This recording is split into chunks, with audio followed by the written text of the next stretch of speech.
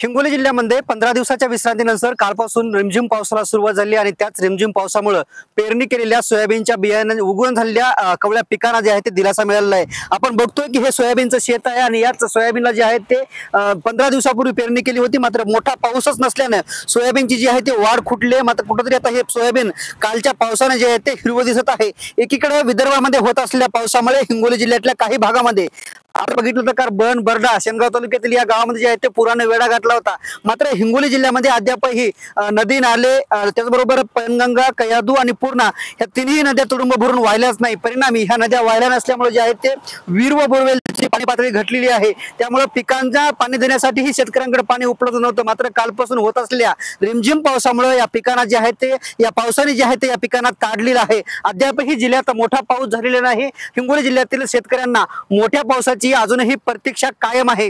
जिल्ह्यात जर अवघ्या काही दिवसांमध्ये मोठा पाऊस जर नाही झाला तर याच शेतकऱ्यावरती जे आहे ते दुबार पेरणीचं संकट येण्याची शक्यता आहे।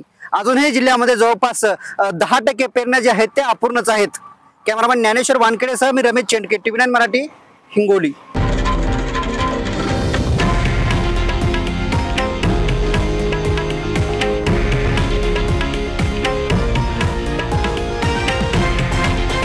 हे आहे देशातील नंबर 1 न्यूज नेटवर्क आणि आपण पाहत आहात TV9 मराठी, एकमेव।